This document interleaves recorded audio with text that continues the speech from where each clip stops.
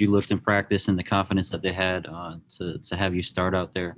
How did you feel? You obviously threw for almost 300 yards, and if you could specifically talk about the third quarter, it seemed like you had a lot clicking there after coming out of halftime.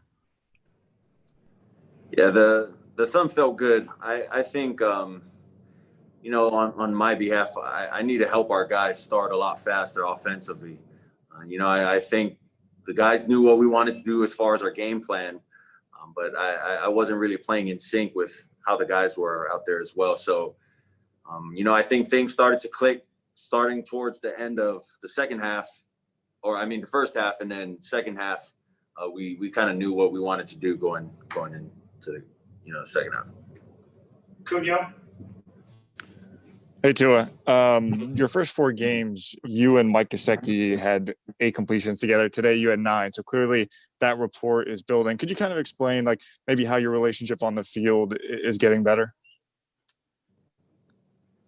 I think it's not just with Mike. Although I do believe Mike had a great game. He's made a good amount of contested catches. He'd made some amazing catches. But I think it's with everyone. Whoever I see is open, that's who I'm going to try to give the ball to. And, Mike put himself in the position to be open most of the game. And so I tried to give him an opportunity, and, he did what he did. Omar. What was it about the up-tempo style that allowed you to get into a groove as an offense? I think when you're on the ball and you're going fast, it confuses the defense because they need to get lined up. They can't get their right call in at times. Then when you have guys motioning, it confuses up their call if they have a blitz on or what coverage they're going to run. So, I think the up-tempo things that we did in the second half really helped us to get the ball rolling. Cam. Hey, Tua, how are you? Obviously, you saw a lot of the chippiness out there today. It seemed like, there were 5 ejections, and we saw Brian Flores get upset. What is it for you like as a player when you flow, upset when Jakeem takes that hit and, kind of wanting to defend him and you guys? Well, I think it speaks a lot to Flo's character, how much it means to him that, his player got hit, and it wasn't the first time, it was the second time. It just means a lot. He's not just a coach out there. If his guy gets hurt, he's not going to let it go.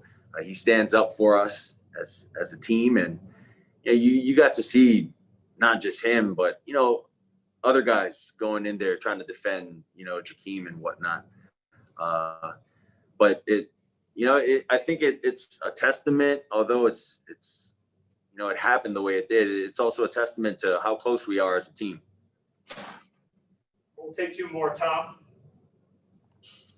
Hey, Tua, do you see the difference, the way for you personally, first half, the second, and then the way you played in the second half as part of more of your growth, things you're learning in this league, and how to make those adjustments so it doesn't turn into a full bad game?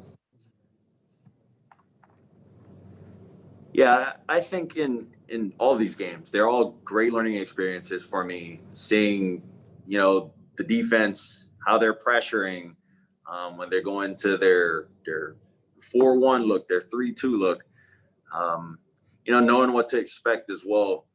I think Chan really put us in a good situation, really the first half and the second half. The biggest thing was I just didn't go out there and execute. Everyone was clicking on the offense except me. And, it took the second half for me to regroup with our guys, and for us to go down and march the ball down the field. Last one, Josh. Hey, Tua, what changed at halftime that allowed you to find what you needed to find? What did you do differently? I'd say the only thing that was different was our tempo. We just got on the ball and we played. And, to the question, previous, the reason we did that was it confuses the defense not to get into their calls that they want to get into, whether it's a pressure call or a coverage call. So I think that was our only adjustment. And we just got to play football. That was it. Mike, obviously it has to feel good. You in the first 4 games, you had 8 passes from Tua, you had 9 today. What do you think was the difference in this game and in terms of the chemistry that you guys had? I don't think it has anything to do with Tua or the game plan. I mean, it's just, what the defense is going to present. And, for me, my thing, I think I've said it in every interview to you guys, is you got to make the most of your opportunities when they come to you. So, today I had a little more opportunity and you got to make the most of it. But, ultimately just happy that I came out here and got a win. Adam? Jakeem Play is obviously much bigger than his size, but he is still, I think, only 5'6", 5'7". When you see them teeing off on your teammate like that, what kind of reaction do you have? I think that, you guys kind of saw the reaction, from our team today, and, guys sticking up for each other. But, ultimately, like Kyle said, and, like everybody on this team showed, we're a family. Guys are going to stick up for each other. It is what it is. Cunha? Hey, Mike. Tua said when you guys are moving that up-tempo style, you kind of see the defense get a little bit confused. How much do you enjoy as a pass catcher, a receiver, being on that side of it and being able to move the ball at a faster pace down the field? Yeah, I mean, it worked for us today. I think that, we were able to kind of, catch them and, some personnels and some calls that, they weren't ready for. But, ultimately that goes back up to, coaching, and, they did a great job, getting calls in quick. And then, offensive line did a great job giving Tua time. And, Tua just went out there and, threw it to the open guy. We'll take 2 more. Josh? Hi, Mike. For the fan base, it's the first time they've seen this team 8-4 since 2003. What does it mean to you knowing you've got 4 games left and you guys are positioned right where you need to be? Not even trying to, be rude or whatever, but it means we're 8-4 and we got 4 games left to be in the position that we want to be in.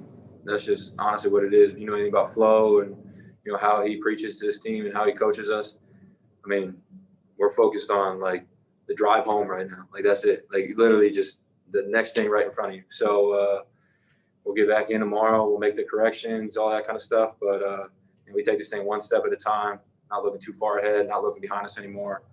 Just trying to get better each and every day to, maximize this organization. Last one, Travis? Hey, Mike, I wanted to ask you about that one-handed catch you made in the game today. First, are you familiar with Oronde Gadsden? Because he made a catch very similar to that about 20 years ago on the same field. And second, was that your best catch of the year, or was the one earlier in I think the Buffalo game, the one-handed catch? I want to apologize to Oronde. I think that's what the name you said. I'm not familiar. I'm sure he was great.